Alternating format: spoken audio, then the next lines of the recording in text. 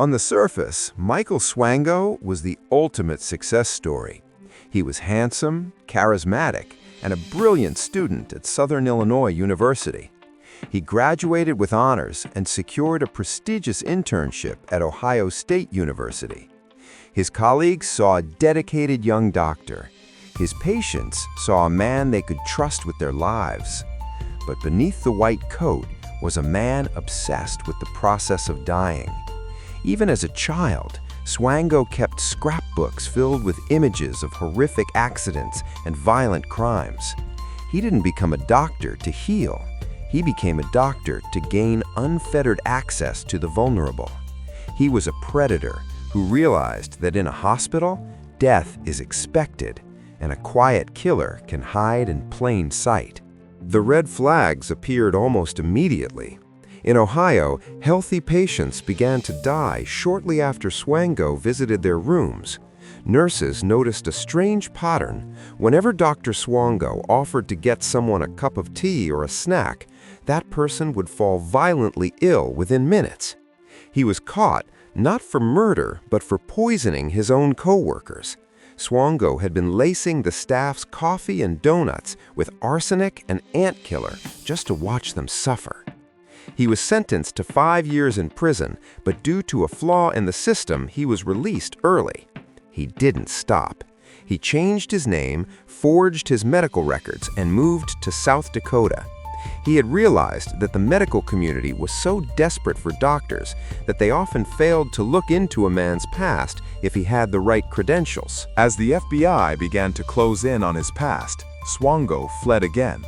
This time, he didn't just move states, he moved across the world to Zimbabwe, Africa. Using his forged documents, he once again gained employment at a remote hospital. The pattern repeated. Patients who were recovering suddenly went into respiratory failure after a checkup from Dr. Swango. The local staff grew suspicious when they found jars of toxic chemicals hidden in his home. Realizing the authorities were coming for him, Swango vanished into the night. He spent months as a global fugitive, traveling through Europe and the Middle East, always looking for a new hospital that would take him in. He was a man who couldn't stop the itch to play God over life and death. In June 1997, the chase finally ended. Swango attempted to fly back through Chicago's O'Hare International Airport on his way to a new job in Saudi Arabia. Federal agents were waiting at the gate. While investigators believe he may have been responsible for up to 60 deaths across his career, the legal system focused on the cases they could prove with absolute certainty. Michael Swango eventually pleaded guilty to multiple counts of murder and was sentenced to life in prison without the possibility of parole.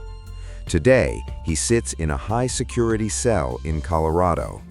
He is a chilling reminder that sometimes the person wearing the stethoscope is the most dangerous person in the room.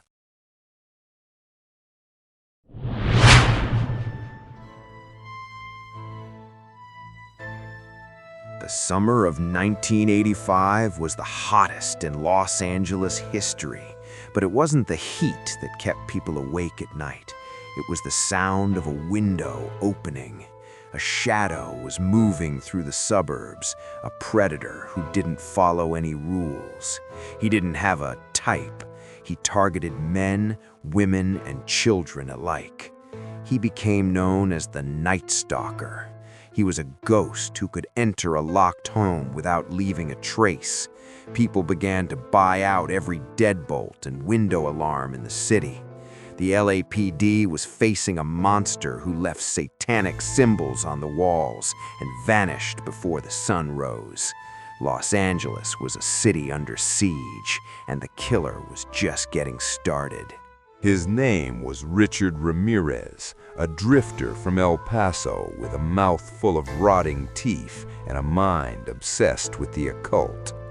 Unlike the meticulous Dr. Death or the calculated Israel Keys, Ramirez was chaotic.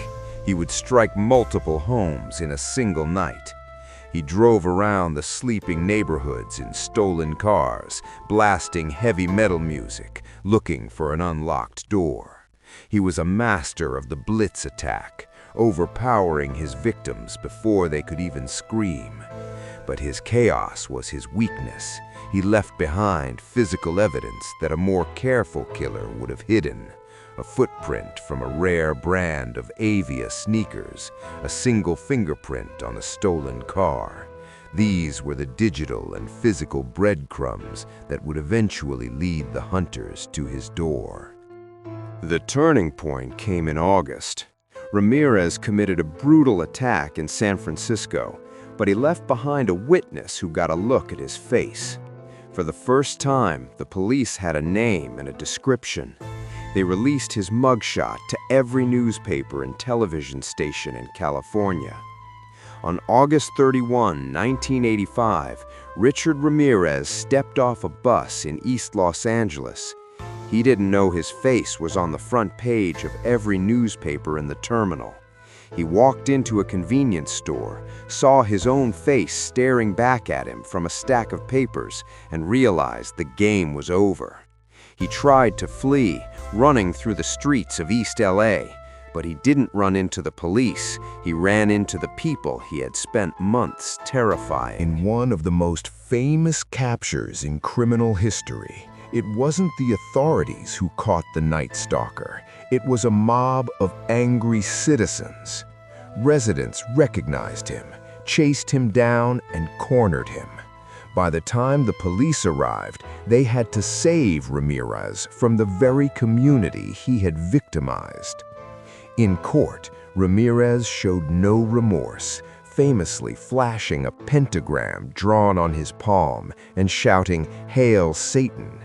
He was sentenced to death, but died of natural causes in 2013 while still on death row. He was a man who wanted to be a demon, but in the end, he was just another name in the annals of evil, captured by the very neighbors who refused to be victims any longer.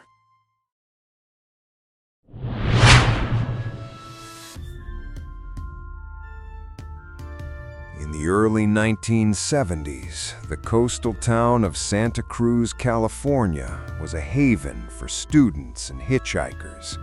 It was a place where people felt safe. That was the first mistake.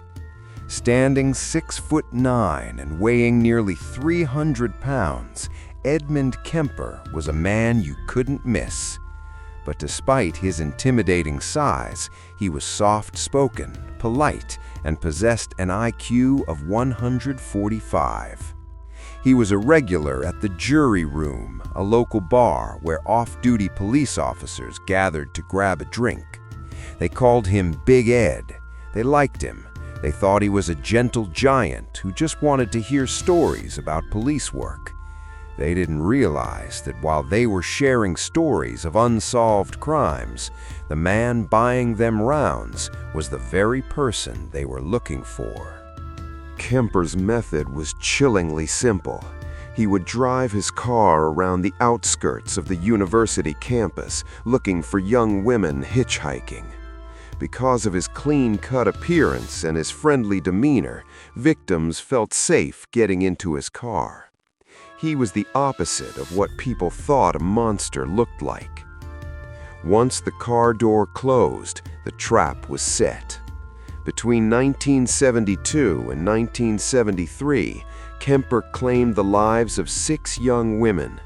He didn't just kill them, he took them back to his home, the home he shared with his mother. This was the dark engine behind his rage. Kemper had a deeply disturbed and abusive relationship with his mother, Clarnell. Every life he took was, in his twisted mind, a rehearsal for the one person he truly wanted to destroy. The spree reached its gruesome climax on Easter weekend in 1973. The years of psychological warfare with his mother finally boiled over. After a final argument, Kemper murdered his mother in her sleep. He then invited her best friend over for dinner, murdered her as well, and placed their bodies in the house he had lived in his entire life.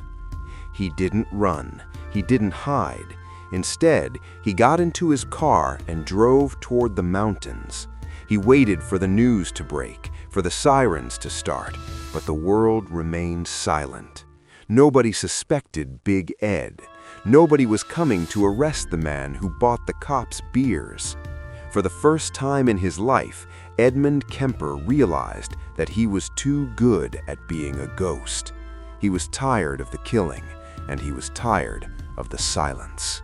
On April 24, 1973, Kemper walked to a phone booth in Pueblo, Colorado. He dialed the Santa Cruz Police Department. When the dispatcher answered, he told them he was the one they were looking for. At first, the police didn't believe him. They thought it was a prank from a man who had too much to drink. But Kemper insisted. He stayed on the line, giving them details of the crime scenes that only the killer could know. He waited by the phone booth until the police arrived to take him into custody. Today, Edmund Kemper remains one of the few serial killers to have successfully profiled himself. He is serving 8 life sentences in California, a massive, brilliant, and terrifying reminder that the most dangerous person is often the one who knows exactly how the law works.